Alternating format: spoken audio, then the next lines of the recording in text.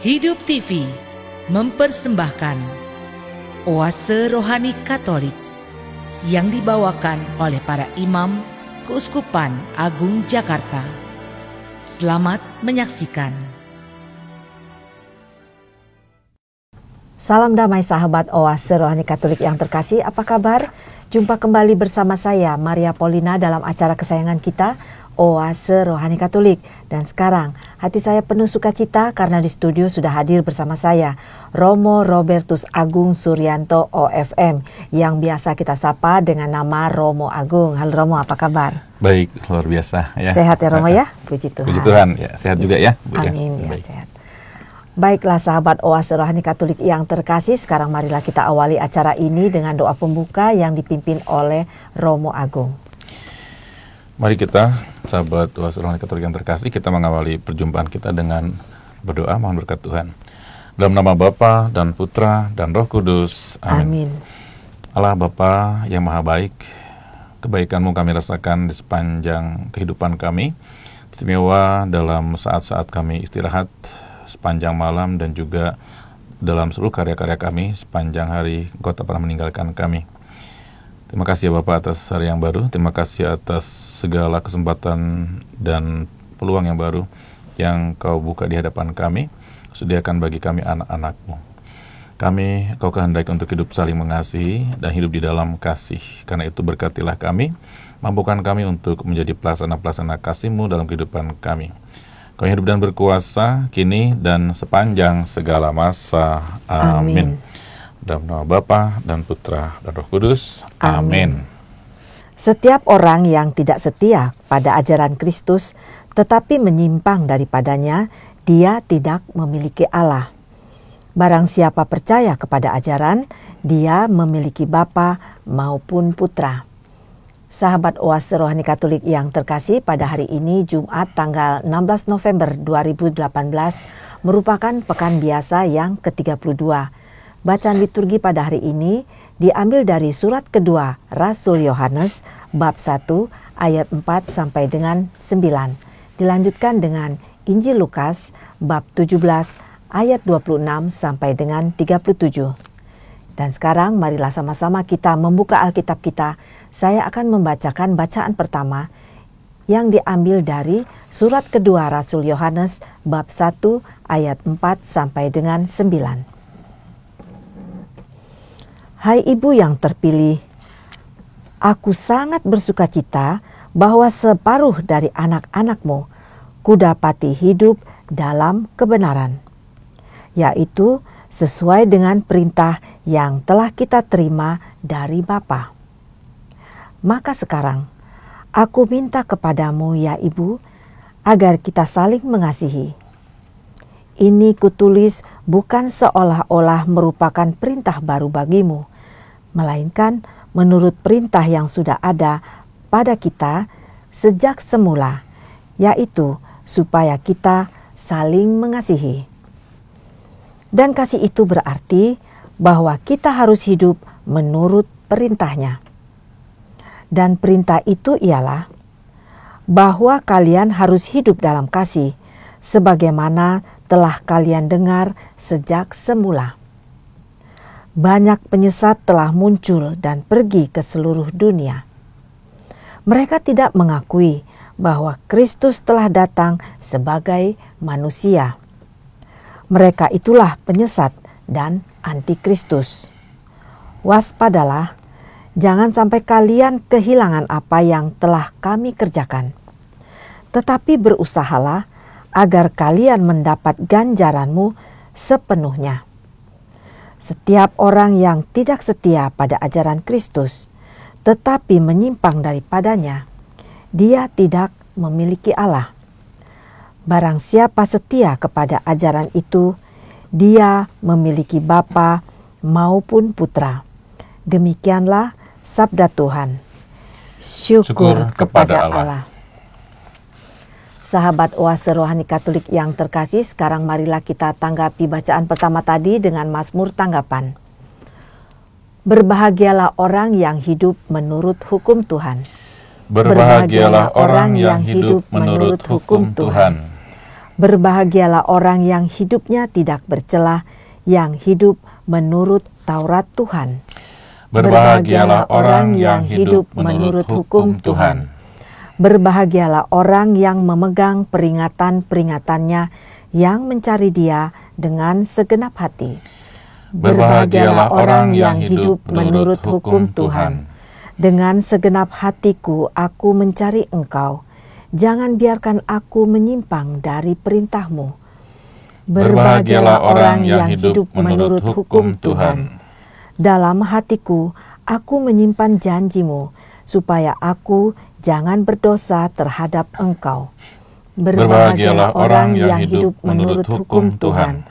Lakukanlah kebajikan kepada hamba-Mu ini, supaya aku hidup, dan aku hendak berpegang pada firman-Mu.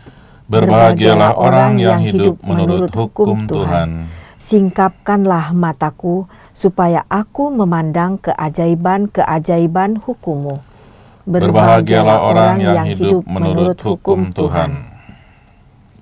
Sahabat Oase Rohani Katolik yang terkasih, sekarang marilah kita satukan hati dan pikiran kita, karena Romo Agung akan menyampaikan bacaan Injil yang diambil dari Injil Lukas bab 17 ayat 26 sampai dengan 37. Haleluya, haleluya, haleluya. Haleluya, haleluya, haleluya. Angkatlah mukamu sebab penyelamatanmu sudah mendekat. Haleluya, haleluya, haleluya. Tuhan bersamamu dan bersama rohmu. Inilah Injil suci Tuhan kita Yesus Kristus menurut Lukas. Dimuliakanlah Tuhan. Pasal 17 ayat 26 sampai dengan 37.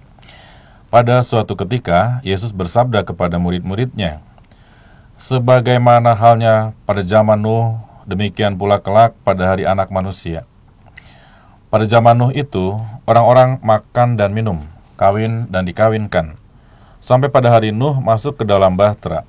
Lalu, datanglah air bah dan membinasakan mereka semua. Demikian pula yang terjadi pada zaman Lot. Mereka makan dan minum, membeli dan menjual, menanam dan membangun, sampai pada hari Lot keluar dari Sodom.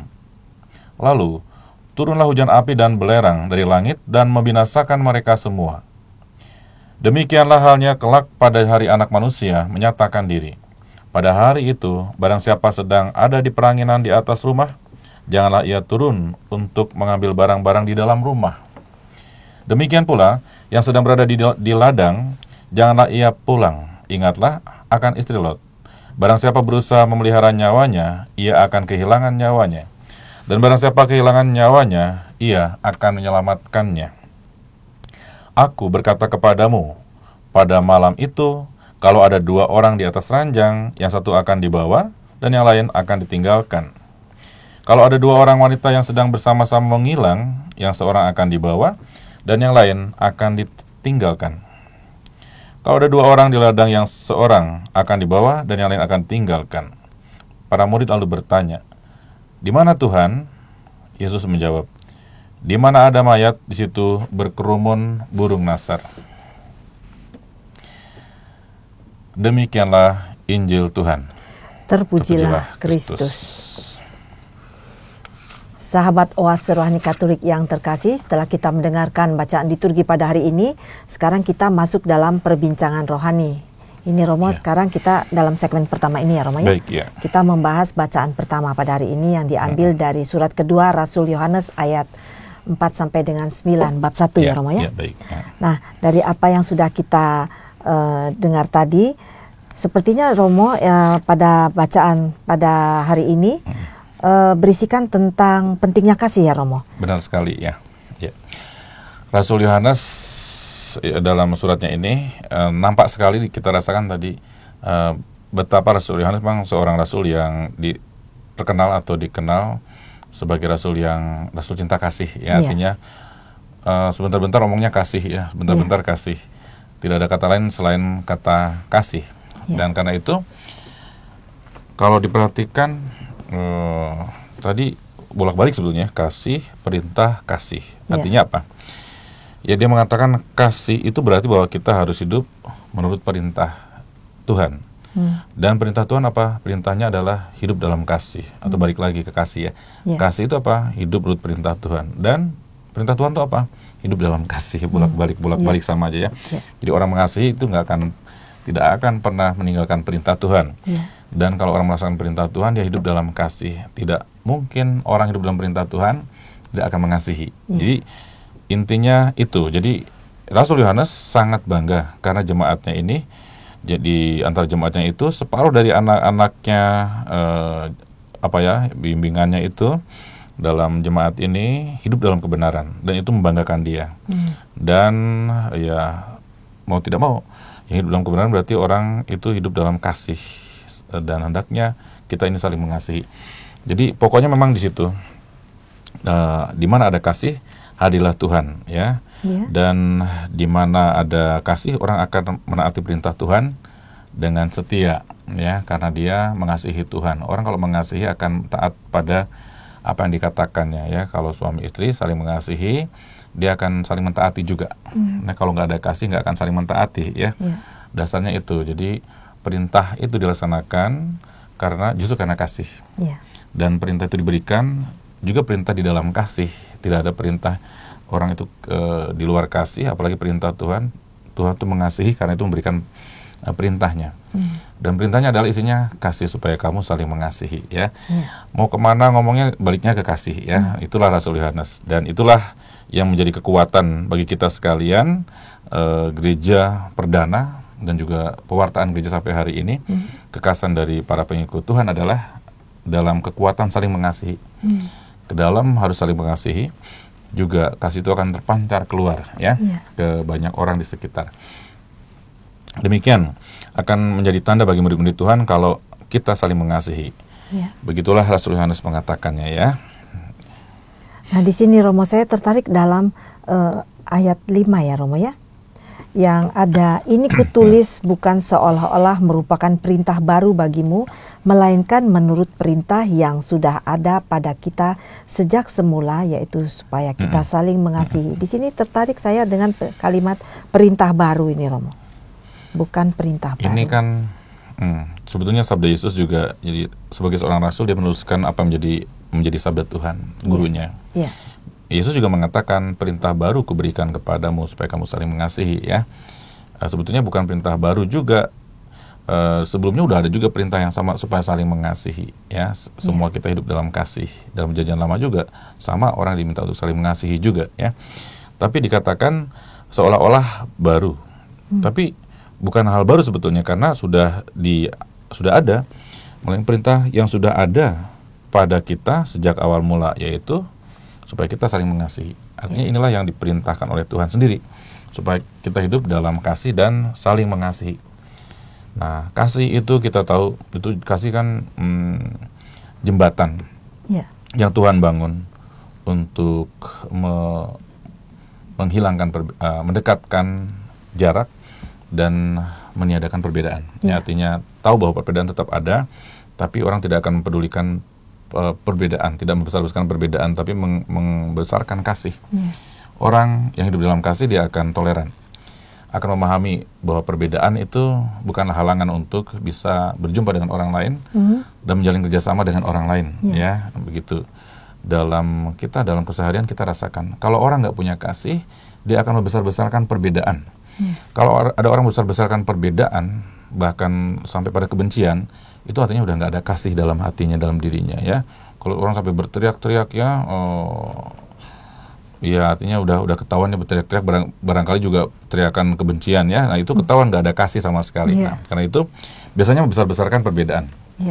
Nah kita tahu bahwa Tuhan ciptakan kasih untuk menjembatani perbedaan-perbedaan yang ada di antara umat manusia. Nah, setiap orang pasti berbeda, setiap orang itu unik dan berbeda, satu dan satu-satunya. Karena itu pasti akan ada banyak salah paham ya, akan ada banyak ketidaksesuaian dalam sebuah organisasi, dalam sebuah perjalanan juga, entah hidup berkeluarga, entah hidup membiara sama saja, pasti akan ada yang namanya perbedaan. Tapi Tuhan juga ciptakan di tengah-tengahnya, dalam tengah-tengah kehidupan kita ini, kasih sebagai kekuatan untuk membangun kehidupan.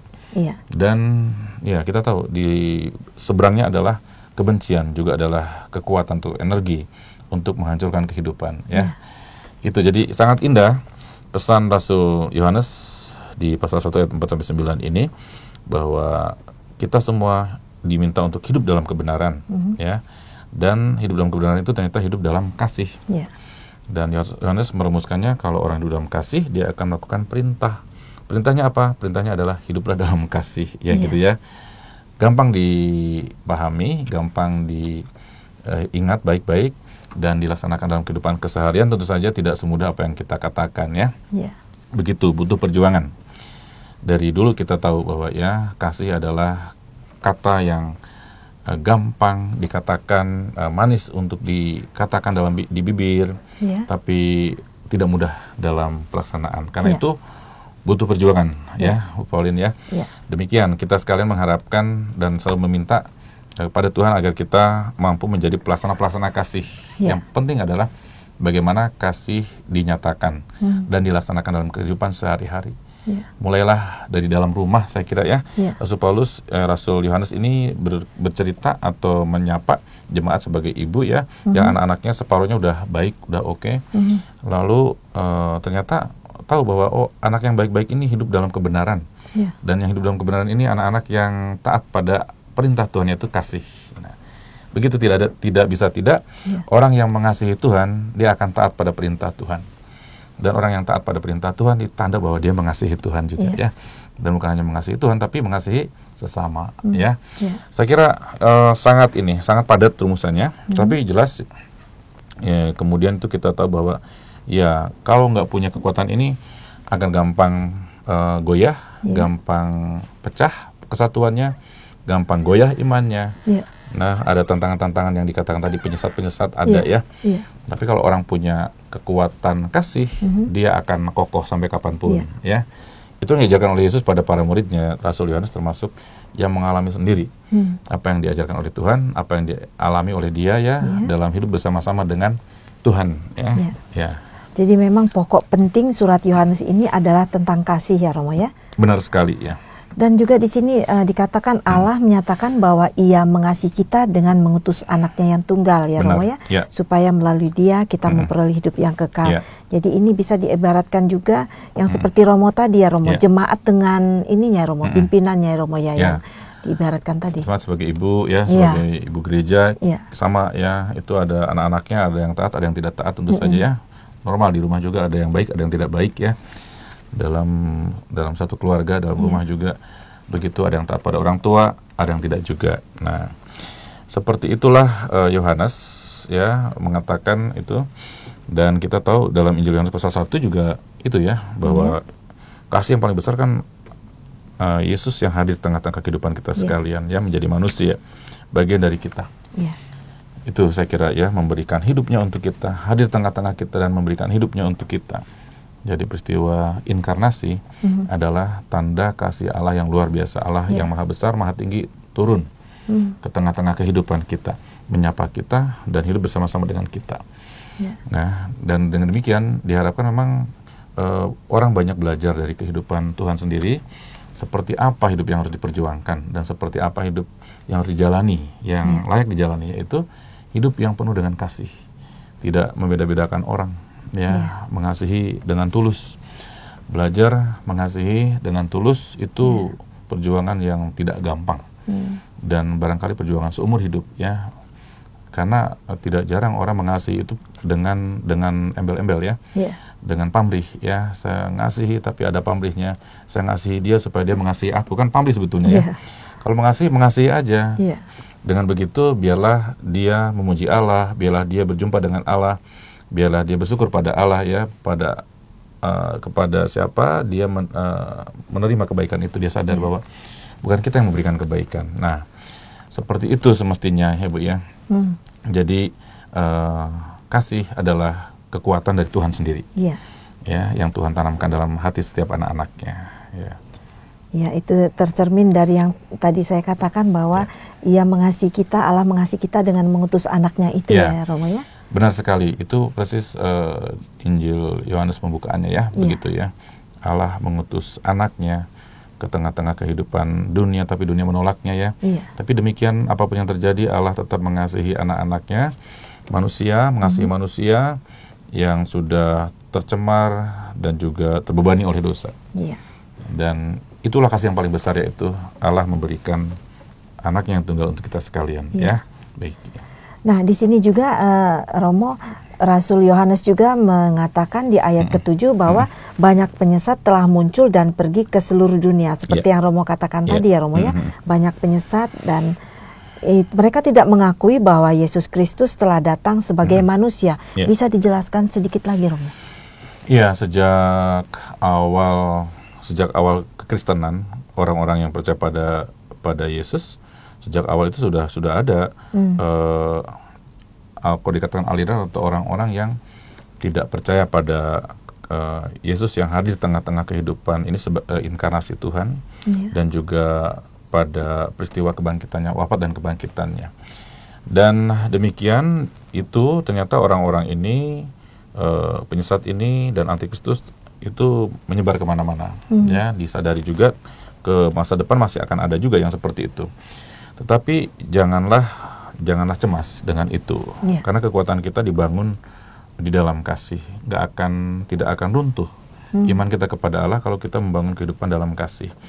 Satu-satunya kekuatan untuk menangkal hal-hal buruk yang ada, baik penyesat-penyesat ataupun apa namanya ya, yang menentang iman kita atau berusaha untuk melemahkan iman kita, tidak ada lain adalah kasih sebagai sebuah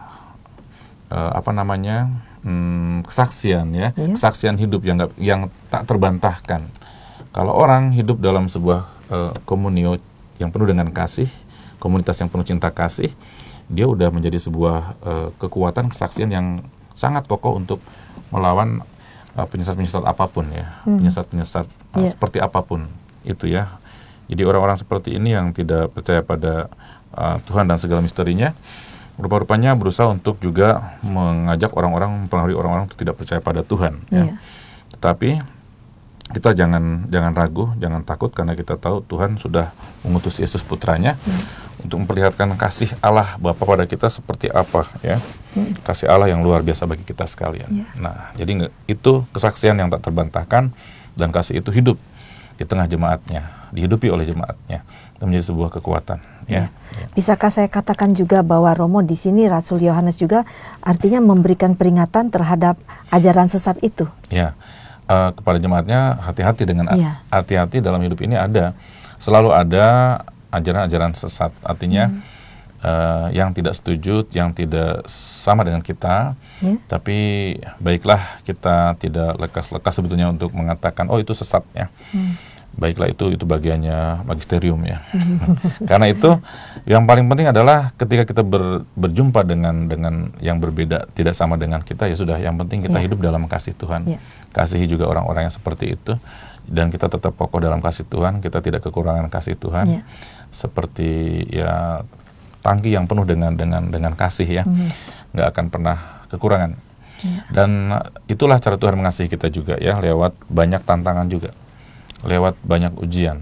Iman kita diuji juga dengan ajaran-ajaran yang mungkin tidak seluruhnya sealiran atau cocok dan membesarkan iman kita ya. Ada penting juga ditantang ya, menjadi kokoh. Kekuatan orang, iman orang menjadi kokoh ketika menghadapi tantangan. Karena itu kembali lagi, pokoknya yang paling penting itu kan menjalankan perintah Tuhan ya. Itu satu-satunya cara untuk berpegang pada ajaran Tuhan, pada kasih Tuhan ya. Dan Tuhan Rasul Yohanes mengatakan kalau orang hidup dalam kasih, dia akan taat pada perintahnya ya. Kalau orang melaksanakan perintahnya mana? Perintahnya ya mau tidak mau mengasihi ya. Itu saja. Sangat sederhana dipahaminya sebetulnya ya, kasih, perintah, dan kasih ya. Memang itu pokok pikiran dari surat Rasul Yohanes ini ya Romo. Menarik sekali tentang kasih. Dan sekarang kita jeda sebentar nih Romo ya. Ya, baik ya. Baiklah sahabat Oase Rohani Katolik yang terkasih, kita akan jeda sebentar sebelum kita melanjutkan pada perbincangan berikutnya. Saya informasikan bila ada yang ingin bertanya seputar iman Katolik Anda dapat menghubungi kami melalui SMS di nomor 0822 1036 1555 atau ke alamat email kami orkkaj@yahoo.com. Hidup TV mempersembahkan Oase Rohani Katolik yang dibawakan oleh para imam Keuskupan Agung Jakarta. Selamat menyaksikan. Masih bersama Romo Robertus Agung Suryanto OFM dan saya Maria Paulina dalam acara Oase Rohani Katolik. Terima kasih bagi para pemirsa maupun pendengar yang baru saja bergabung di acara ini. Nah Romo, sekarang kita masuk dalam segmen kedua Romo, yaitu pembahasan tentang Injil ya Romo. Memang menarik sekali Injil dari Lukas ini untuk kita kupas ya Romo ya. Menarik. Masih berhubungan juga dengan kasih yang tadi ya Romo ya. Ya, tapi ini lebih serem, menakutkan. Iya. Nah baik, sebelumnya Romo gini Romo, bisakah Romo menyampaikan kembali apa yang disampaikan dalam segmen pertama tadi untuk biar para teman sahabat Oase Rohani Katolik bisa mendengarkan yang tadi baru ketinggalan tadi. Baik, sebelum masuk ke Injil memang itu dasar untuk semuanya ya, ajaran kasih. Rasul Yohanes adalah rasul dikenal dengan rasul kasih ya, cinta kasih, dan apa yang dikatakan selalu kasih. Bahkan kita pernah dengar juga sampai hampir meninggalnya pun muridnya bertanya, apakah ada kata-kata terakhir? Dia bilang hanya itu, hendaklah kamu saling mengasihi, nggak ada kata-kata lain. Itu aja ya. Nah demikian mengatakan bahwa betapa pentingnya kasih sebagai cara hidup dan juga hakikat hidup orang Kristen, yaitu kasih ya. Kenapa? Karena Allah yang Maha Kasih itu memberikan putra yang tunggal untuk kita ya. Untuk kita, dan itulah kasih yang tak terbantahkan, tiada taranya ya. Demikian anak-anak yang ditebus ini hidup juga dalam kasih, dan orang yang hidup dalam kasih itu sudah hidup dalam perintahnya. Perintahnya apa? Yaitu hidup supaya saling mengasihi. Pesannya itu saja yang paling pokok, dan betapa tidak mudahnya ternyata. Betapa indahnya ajaran ini, tetapi betapa tidak mudahnya juga dalam pelaksanaan keseharian. Karena itu Rasul Yohanes tahu nih ya, bahwa tantangan yang paling sulit bagi para pengikutnya adalah melaksanakan, mengimplementasikan ajaran kasih dalam kehidupan sehari-hari di tengah-tengah keluarga, dunia kerja, keseharian, dalam hidup bermasyarakat ya. Bagaimana kita bisa mengasihi tentu saja bukan untuk dapat kasih lagi, dan bukan terhadap orang yang mengasihi kita.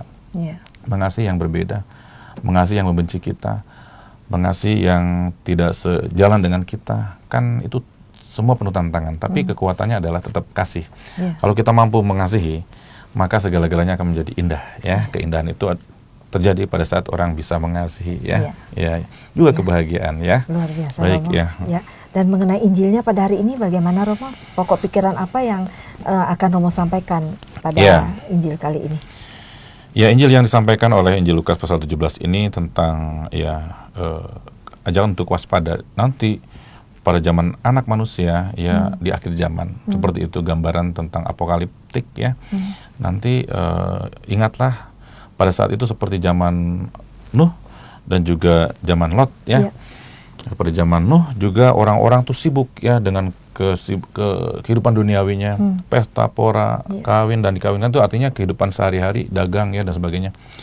Sibuk, saking sibuknya lupa bahwa hidup ini bukan hanya itu saja, dan harus berlanjut ke hidup yang akan datang. Dan jangan lupa mempersiapkan hidup yang akan datang. Nah, sebetulnya apa tuh? Apa sih hidup yang akan datang dan seperti apa harus dipersiapkan, kan harusnya bertanya sampai ke situ. Lihatlah zaman Nuh, orang lupa semuanya, sampai hancur semuanya ya, binasa semuanya. Zaman Lot sama juga ya. Jadi semua sudah diperintahkan oleh Tuhan, diatur oleh Tuhan, mau diselamatkan, masih juga nengok ke masa lalu ya. Lot juga sama.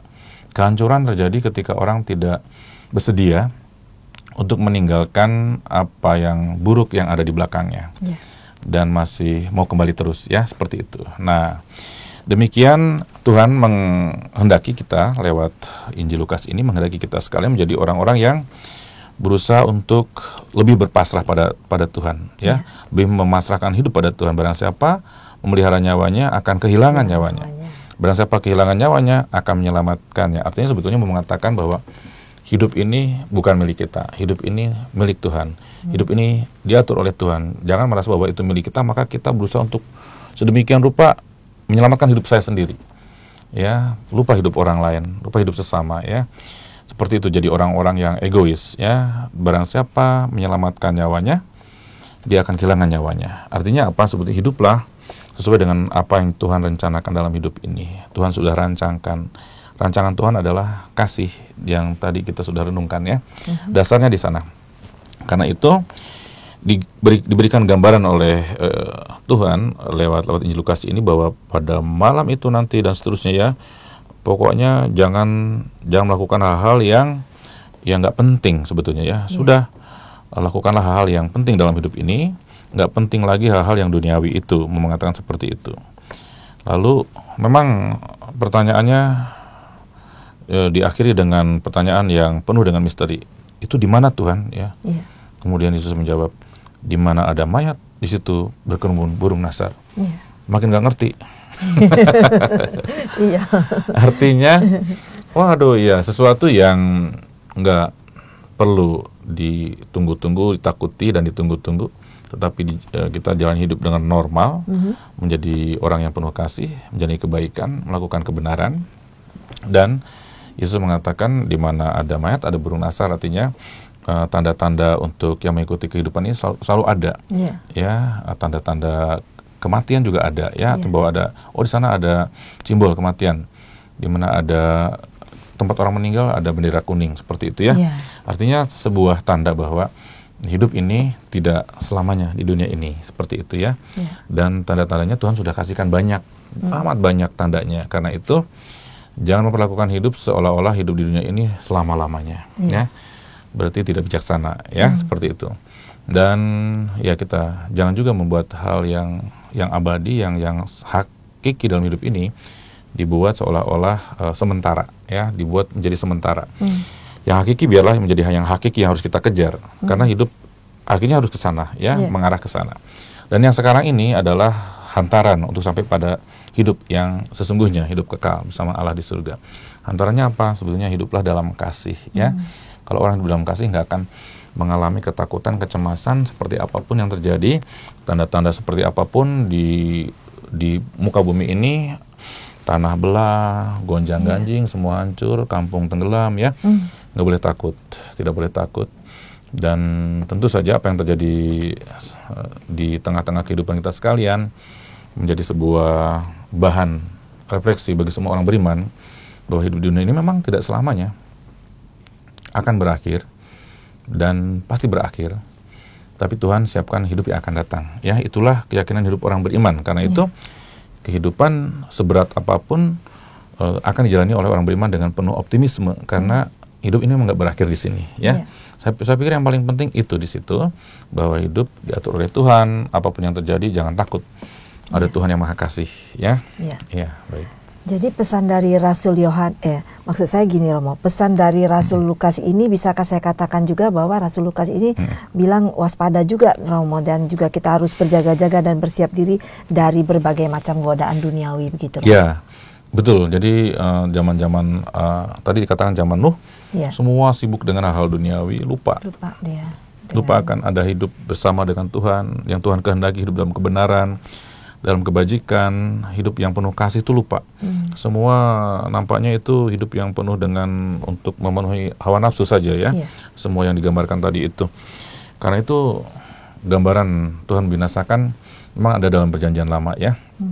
Artinya Tuhan menghendaki sebuah generasi baru, kehidupan yang baru, dan Tuhan menghendaki agar orang belajar dari apapun yang terjadi dalam hidup ini. Tuhan menghendaki sesuatu yang baru.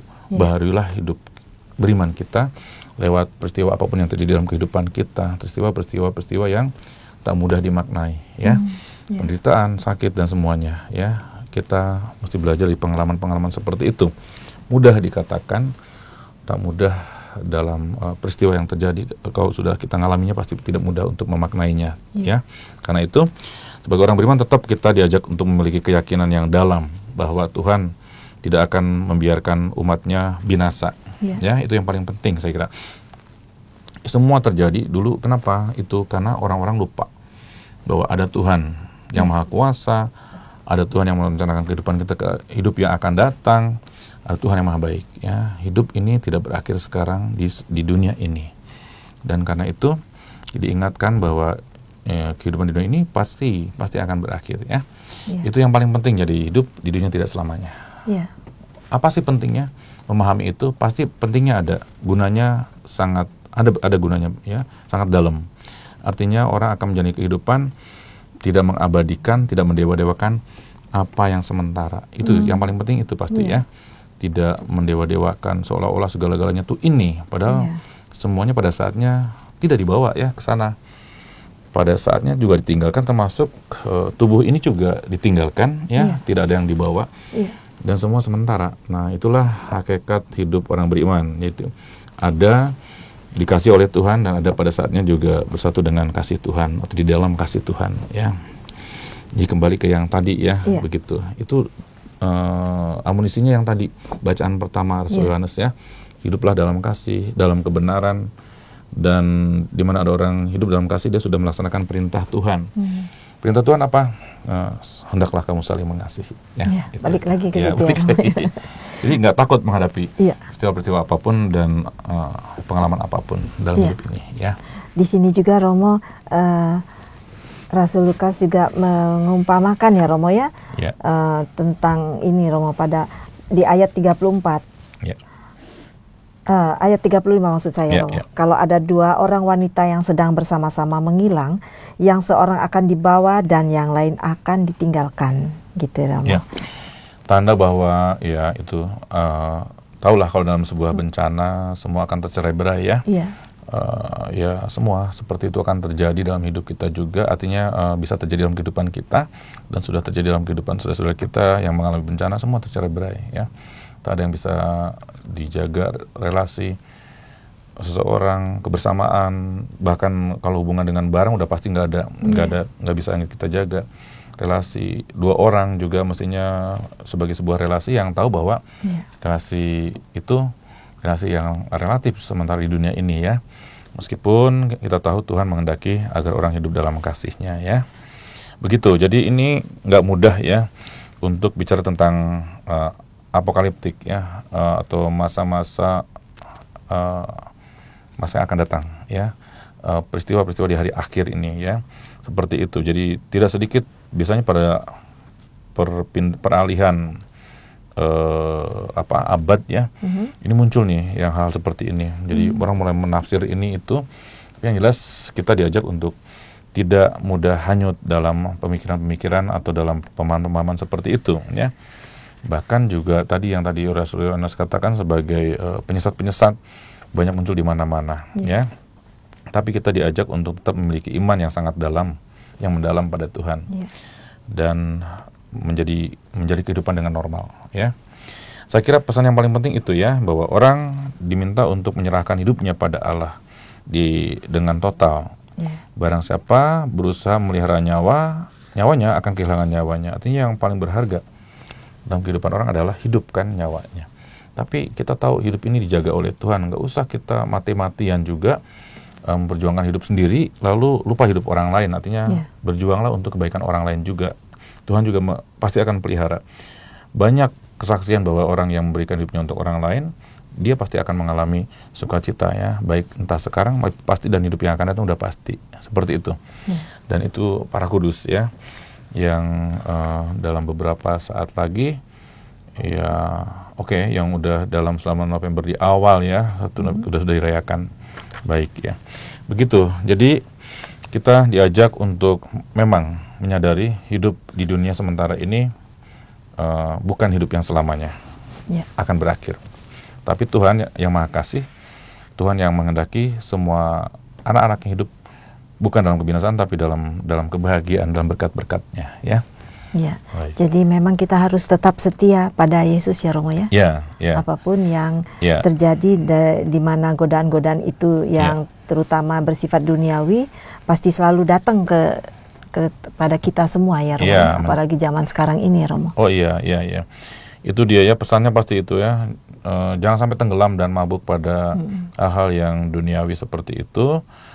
Lihatlah pada zaman Nuh ya, semua orang lupa bahwa pemilik kehidupan ini Tuhan, dan semua yang kita dapatkan dalam hidup ini itu dapatkan dari Tuhan, dan hendaknya yang kita dapatkan ini juga punya makna sosial ya, untuk membawa orang hidup dalam berkat Tuhan juga ya.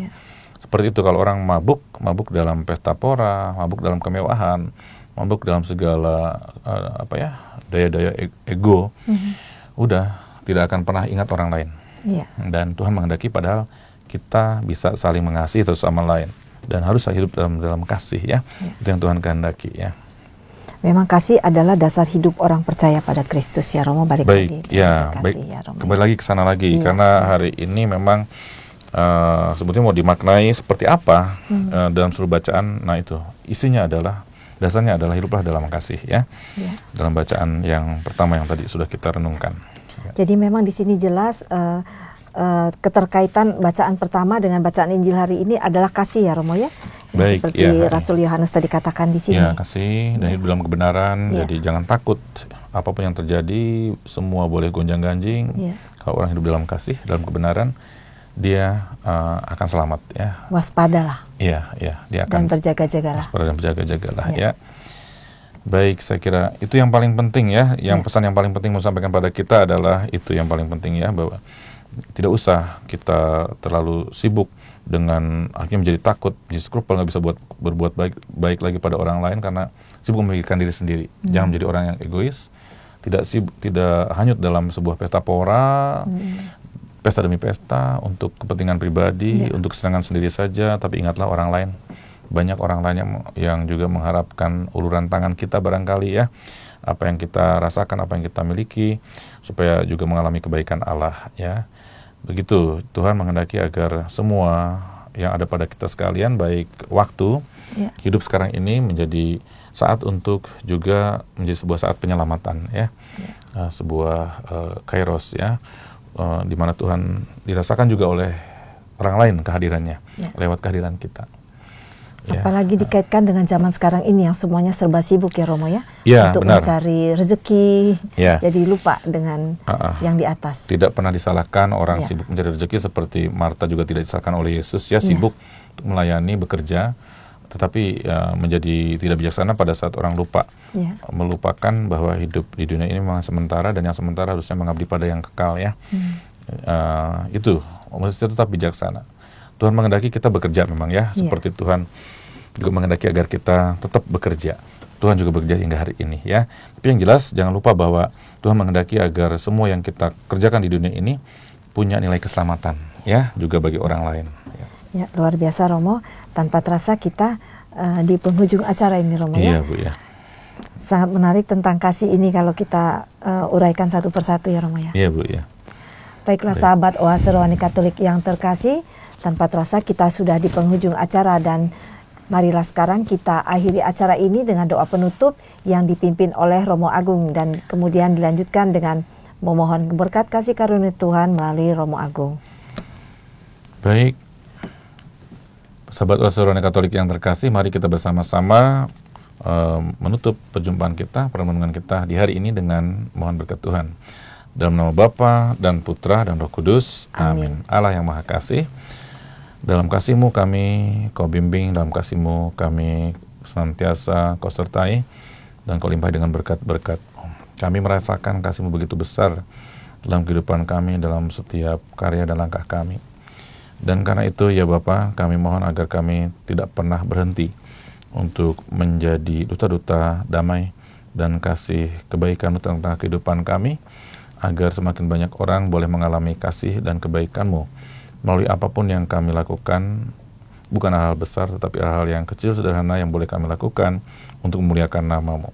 Semoga nama-Mu semakin dimuliakan dalam seluruh kehidupan kami, kini dan sepanjang segala masa. Amin. Tuhan bersama-Mu dan bersama roh-Mu. Dan saudara sekalian dan semua orang yang kita doakan senantiasa dilindungi, dibimbing, diberkati Allah yang Maha Kuasa, dalam nama Bapa dan Putra dan Roh Kudus. Amin. Demikianlah sahabat Oase Rohani Katolik yang terkasih, usai sudah acara Oase Rohani Katolik pada hari ini. Semoga melalui acara ini diharapkan kita semua dapat menemukan Tuhan sebagai pribadi yang begitu dekat dan selalu hadir dalam kehidupan kita sehari-hari, terutama dalam hal kasih, dan kita harus saling mengasihi satu sama lain. Dan akhir kata, saya Maria Paulina dan Romo Robertus Agung Suryanto OFM pamit undur diri. Damai Tuhan selalu menyertai kita semua. Mari amalkan Pancasila. Kita Bhinneka, kita Indonesia. Demikianlah Oase Rohani Katolik yang dibawakan oleh para imam Keuskupan Agung Jakarta. Tuhan memberkati.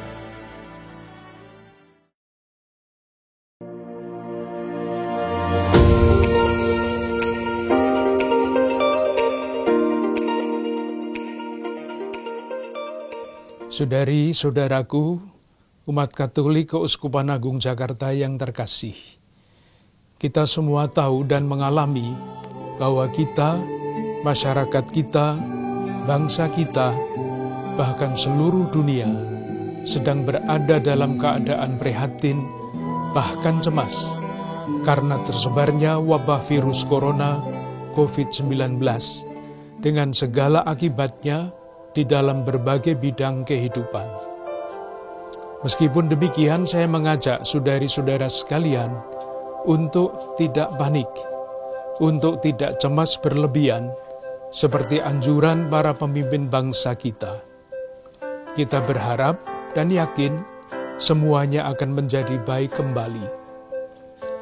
Kita berterima kasih kepada para pemimpin bangsa kita yang pasti akan terus berusaha sekuat tenaga untuk menghentikan tersebarnya virus corona ini dan mengatasi akibat-akibatnya. Kita berterima kasih kepada para tenaga kesehatan yang dengan tulus mengambil risiko membantu para penderita untuk penyembuhan mereka. Kita berterima kasih kepada para profesional dalam berbagai bidang ilmu yang terus berusaha mengatasi masalah yang ditimbulkan oleh virus corona ini. Bagi kita, ini semua adalah tantangan kemanusiaan dan sekaligus tantangan iman. Kita doakan saudari-saudara kita yang menjadi korban dari virus ini. Semoga yang meninggal diterima dalam kemuliaan abadi, yang sakit disembuhkan. Mari kita doakan pula para pemimpin bangsa, tenaga kesehatan, dan semua yang dalam satu dan lain cara terlibat dalam memulihkan keadaan. Semoga Tuhan menganugerahkan kepada mereka semua yang perlu untuk menjalankan tanggung jawab mereka. Semoga keadaan ini mendorong kita semua untuk semakin dan terus bertumbuh dalam iman, persaudaraan, dan bela rasa. Keuskupan Agung Jakarta akan segera memberikan pedoman praktis, khususnya di dalam rangka peribadatan. Semoga Allah yang Maha Kasih menjaga dan melindungi kita semua.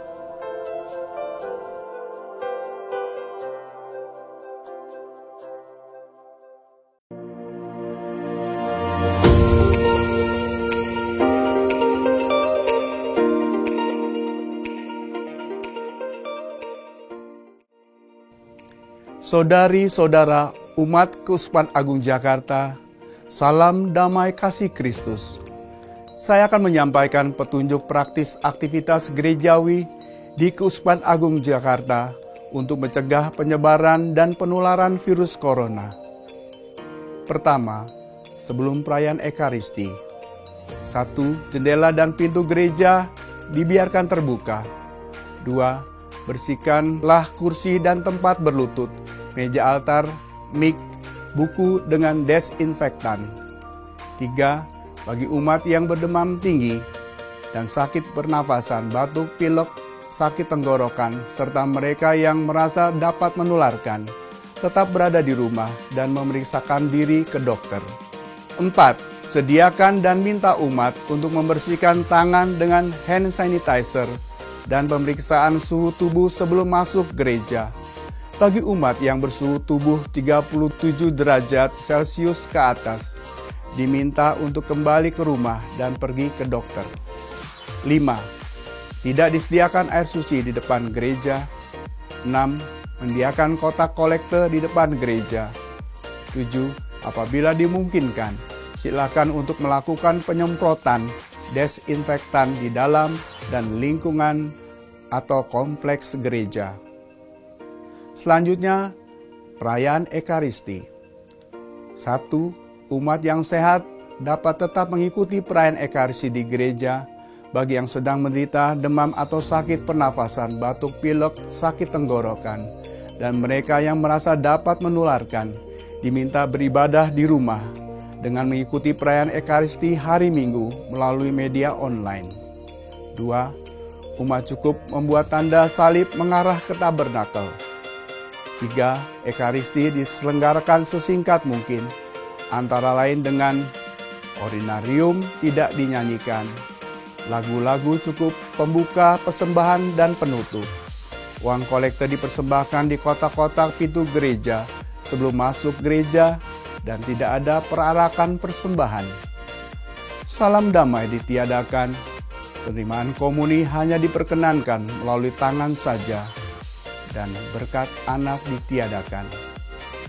Selanjutnya aktivitas pastoral. Pertama, rapat-rapat sebaiknya via online atau ditunda.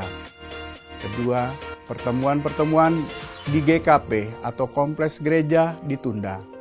Ketiga, paroki menyediakan bantuan sembako dan multivitamin untuk umat prasejahtera. Keempat, saat ini juga menjadi kesempatan yang baik bagi umat Keuskupan Agung Jakarta untuk berbela rasa kepada tetangga yang membutuhkan dengan memperhatikan kesehatan diri. Selanjutnya, sakramen pengampunan dosa. Mengacu pada ketentuan Kanon 961 ayat 1.2, Bapak Uskup Ignatius Kardinal Suharyo menilai adanya kebutuhan berat untuk memberikan absolusi umum kepada umat beriman selama masa Prapaskah ini. Namun absolusi umum hanya dapat diberikan sejauh tuntutan Kanon 962 terpenuhi. Ada penyelesaian atas semua dosa, sehingga masing-masing berdisposisi layak dan berniat untuk mengakukan dosa-dosa berat satu persatu pada saatnya yang tepat setelahnya. Karena itu sebelum absolusi umum diberikan, hendaknya para peniten dipersiapkan secara sungguh-sungguh melalui ibadat tobat bersama. Absolusi umum ini hendaknya tetap memberi ruang bagi umat beriman yang ingin mengaku dosa secara pribadi. Selanjutnya ada catatan khusus. Pertama, petunjuk praktis ini akan selalu disesuaikan dengan situasi dan kondisi terbaru. Yang kedua, silakan Dewan Paroki Harian menyesuaikan petunjuk ini dengan kondisi dan situasi tempat atau paroki masing-masing. Saudara-saudari terkasih, marilah hidup sehat dan bersih. Kita berdoa agar wabah corona cepat berlalu. Tuhan memberkati.